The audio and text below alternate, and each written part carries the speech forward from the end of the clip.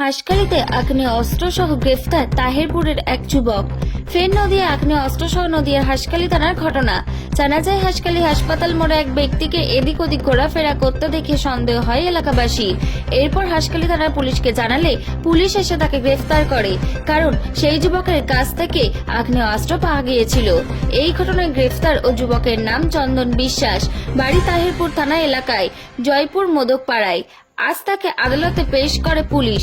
নদিয়া থেকে bureau report, HR news 24।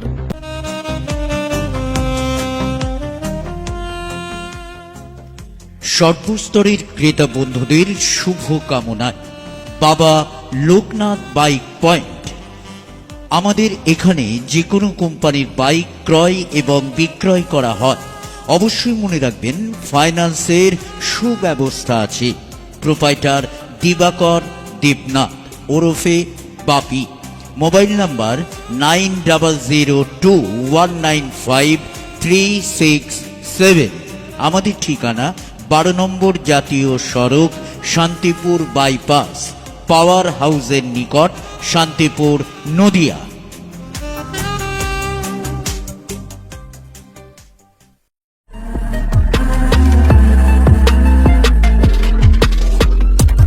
নমস্কার, আপনারা দেখছেন HR নিউজ 24, সত্যের লক্ষ্যে মানুষের পাশে।